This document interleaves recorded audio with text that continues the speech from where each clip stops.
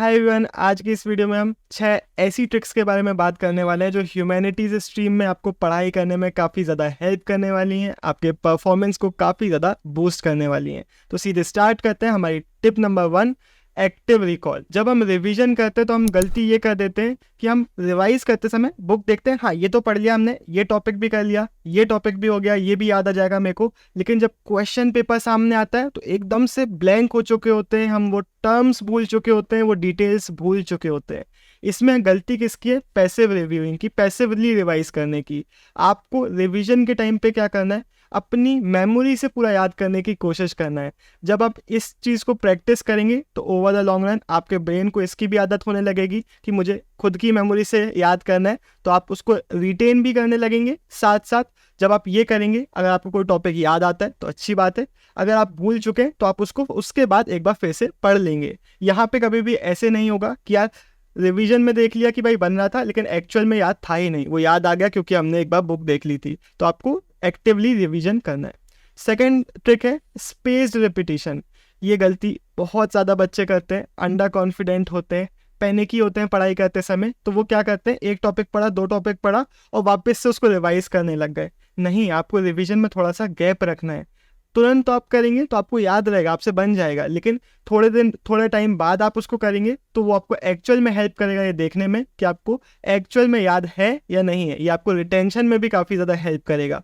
तो आपको अपने रिविजन्स में थोड़ा सा गैप रखना है। इवन जब आप पढ़ाई करते हैं तो पढ़ाई में भी आपको गैप रखना है। मान लेते हैं आप 4 आवर्स पढ़ाई कर रहे हैं तो इनको आप फेजेस में डिवाइड कीजिए कि सुबह 2 घंटे, शाम को 2 घंटे, या फिर 2 फेजेस में आप कभी भी अपने हिसाब से इनको फिक्स कर सकते हैं। इन फेजेस को भी आप डिवाइड कीजिए कि भाई हर आधे घंटे में मैं छोटा सा एक 5 मिनट का 10 मिनट का ब्रेक लूँगा। तो आप इस पढ़ाई के सेशंस में भी आप स्पेसिंग रखेंगे तो आपको काफ़ी ज़्यादा हेल्प करेगी रिटेन करने में चीज़ों को जो आप पढ़ रहे हैं।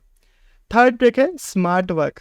बहुत ज़्यादा इंपॉर्टेंट है कि आपको पता होना चाहिए कि किस रिसोर्स से आप पढ़ रहे हैं। ये बहुत बड़ी गलती है, हम कभी इसको चेक ही नहीं करते हैं, गलत बुक से पढ़ लेते हैं, गलत हम रिसोर्सेज का यूज़ करते हैं, गलत यूट्यूब वीडियो देख रहे होते हैं, गलत नोट्स पढ़ रहे होते हैं। इससे होता क्या है, आपने तो वो पूरा कंटेंट अच्छे से पढ़ लिया, आपने वो सारी चीज़ें याद कर ली, लेकिन इसमें एनसीईआरटी स्किप की गई थी, इसमें ओवर एक्सप्लेनेशन दिया गया था, जो चीज़ आपको पढ़ने की ज़रूरत ही नहीं है वो समझाया जा रहा था, आपने फालतू का एक्स्ट्रा इन्फॉर्मेशन यहाँ पे पढ़ लिया। बहुत सारी चीज़ें गलत समझाई जाती है कई जगहों पे। तो ये गलती आपको बहुत ज़्यादा हार्म करती है लॉन्ग रन में, क्योंकि आपने मेहनत पूरी करी लेकिन आपको रिजल्ट अच्छा नहीं मिलेगा। इसलिए बहुत इंपॉर्टेंट है आप अपने जो रिसोर्सेस है उन पे टाइम इन्वेस्ट कीजिए और सही रिसोर्सेज से पढ़ाई कीजिए। और अगर आप अच्छी क्वेश्चन बैंक्स की तलाश कर रहे हैं तो मैंने आपको कई बार रिकमेंड पहले भी किया है, ओसवाल गुरुकुल की क्वेश्चन बैंक सारे ह्यूमैनिटीज़ के मेजर सब्जेक्ट्स में अवेलेबल है। काफ़ी ज़्यादा अच्छी हैं, इनके क्वेश्चंस काफ़ी अच्छे हैं, आपको काफ़ी हेल्प करेंगे पढ़ाई करने में। तो ये रिसोर्स काफ़ी ज़्यादा मैं अप्रूव करता हूँ। अगर आप चाहें तो ऑनलाइन खरीदिए, लिंक आपको डिस्क्रिप्शन में मिल जाएगा, चाहें तो ऑफलाइन भी खरीद सकते हैं, वहाँ पर भी ये अवेलेबल होंगी। फोर्थ ट्रिक है चंकिंग। हम एक चैप्टर देखते हैं, हमने देखा कि भाई हमारा जो फर्स्ट टॉपिक है बहुत ज़्यादा डिफिकल्ट है, थर्ड टॉपिक भी बहुत ज़्यादा डिफिकल्ट है, फिफ्थ टॉपिक भी बहुत ज़्यादा डिफिकल्ट है, और हम एकदम से ओवरवेल्म्ड हो जाते हैं इतनी सारी डिफिकल्टी देख के, पढ़ाई से एकदम से मन ही हट जाता है हमारा कि यार नहीं हो पाएगा मेरे से। इस फीलिंग को हटाने के लिए ये बहुत इंपॉर्टेंट टिप है, आप इसको पार्ट्स में डिवाइड कर दीजिए और फिर 1 पार्ट एट अ टाइम की तरह इसको देखिए कि भाई अभी अगले 30 मिनट्स में मुझे सिर्फ और सिर्फ इतना ही करना है। ये आप करेंगे, एक क्लैरिटी मिलेगी और आपको थोड़ा सा चीज़ें ईजी लगने लगेंगी कि भाई सिर्फ एक ही गोले में इतने टॉपिक्स मुझे कवर करने हैं।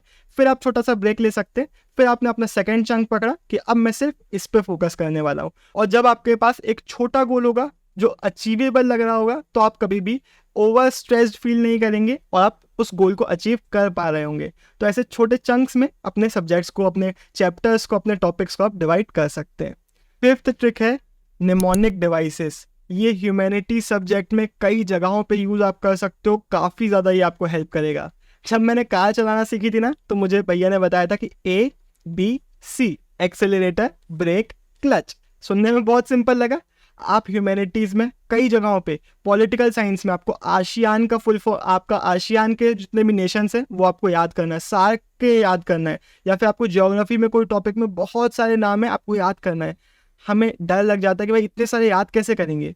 आप गूगल का यूज़ करिए, आप वहाँ पे सर्च करिए निमोनिक डिवाइसेस फॉर आशियान, आपको अपने आप वहाँ पे एक निमोनिक डिवाइस मिल जाएगा जो कि सिंपल एक ट्रिक होगी जिससे आपको ये चीज़ें याद हो जाएंगी।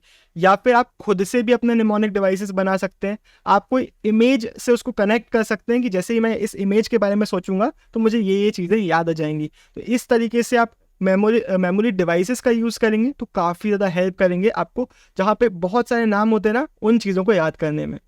हमारी 6th ट्रिक है टीच और एक्सप्लेन। ये हम सब ने सुना है कि जब आप किसी टॉपिक को पढ़ाने के लिए पढ़ते हो तो ज़्यादा अच्छे से पढ़ते हो, किसी टॉपिक को आप किसी को एक्सप्लेन करते हो तो आपकी खुद की अंडरस्टैंडिंग काफ़ी ज़्यादा डेवलप हो रही होती है। कोई डाउट आपको होता है तो आपको क्लिक कर जाता है कि ये चीज़ मैं एक्सप्लेन नहीं कर पा रहा हूँ।